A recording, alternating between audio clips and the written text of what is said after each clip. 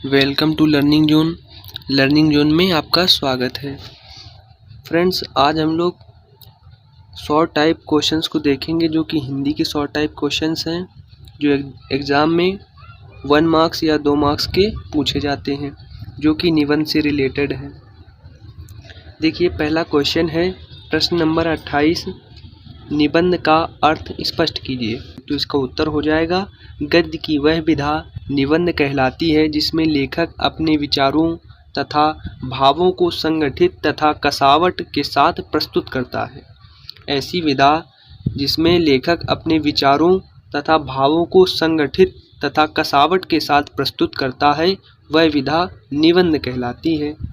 And 29 number देखिए, प्रश्न number 29 है, आधुनिक काल के किन्हीं 2 प्रमुख गद्य लेखकों के नाम लिखिए। क्या है क्वेश्चन? आधुनिक काल के किन्हीं 2 प्रमुख गद्य लेखकों के नाम लिखना है। तो कौन से हो जाएंगे? पहले हो जाएंगे धर्मवीर भारती और सेकंड नंबर के हैं भगवती चरण वर्मा। ये 2 लेखक हैं जो आधुनिक काल के लेखक हैं, प्रमुख गद्य लेखक हैं। एंड क्वेश्चन नंबर 30 देखिए, प्रश्न नंबर 30, वर्तमान काल की किन्हीं 2 उत्कृष्ट गद्य रचनाओं के नाम लिखिए। क्या लिखना है? वर्तमान काल की किन्हीं 2 उत्कृष्ट गद्य रचनाओं को लिखना है। तो पहली कौन सी होगी? शेखर एक जीवनी, ये पहली है। और दूसरी कौन सी होगी? सूरज का 7वां घोड़ा, ये दूसरी है। ये किसने लिखी है? धर्मवीर भारती जी ने ये लिखी है। चलिए नेक्स्ट नंबर देखते हैं, 31 नंबर। क्या है? विषय और शैली के अनुसार निबंध के किन्हीं 2 भेदों का नामोल्लेख कीजिए।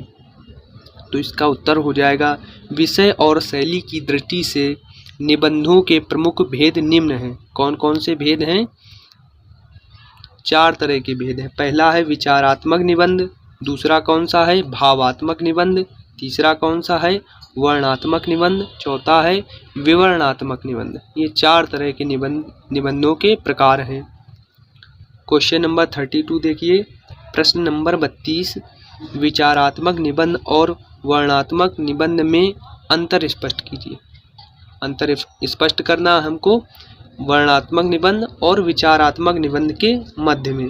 तो इसका उत्तर होगा, विचारात्मक निबंध में चिंतन मनन बुद्धि तत्व एवं तर्क की प्रमुखता होती है, जबकि वर्णनात्मक निबंध में किसी घटना, दृश्य, प्रसंग, व्यक्ति अथवा वस्तु का यथार्थ परक विस्तृत वर्णन प्रस्तुत किया जाता है।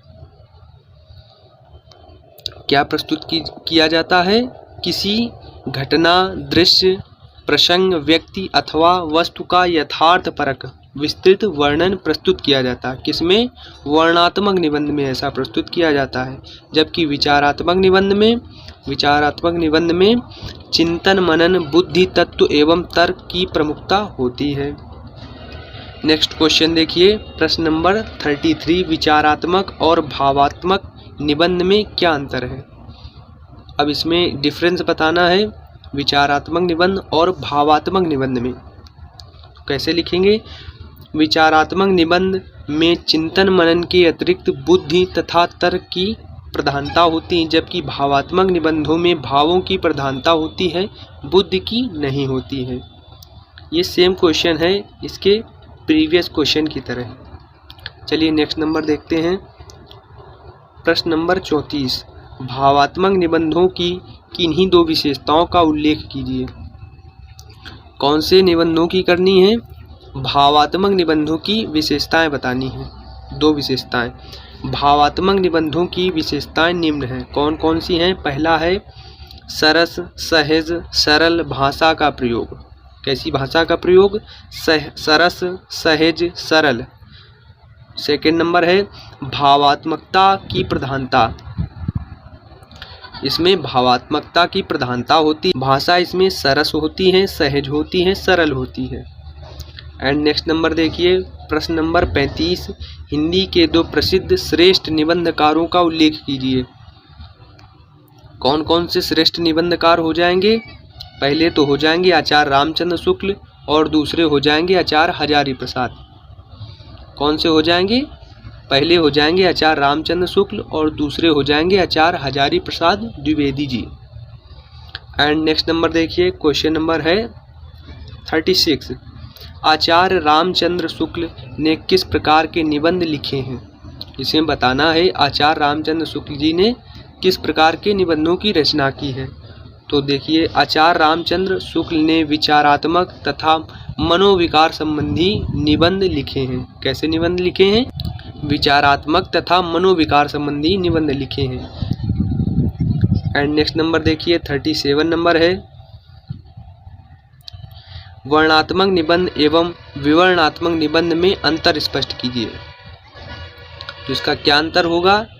उत्तर में देखिए, वर्णनात्मक निबंधों में किसी घटना या व्यक्ति का यथार्थ वर्णन किया जाता है, जबकि विवरणात्मक निबंधों में कथात्मक रूप से प्रस्तुत किया जाता है। क्या क्या अंतर है?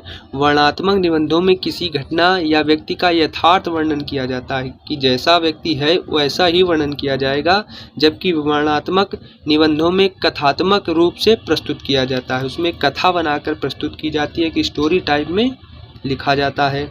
एंड नेक्स्ट नंबर देखिए, 38 है, महादेवी वर्मा का गद्य किन विषयों पर आधारित है? किन्हीं दो विषयों का उल्लेख कीजिए।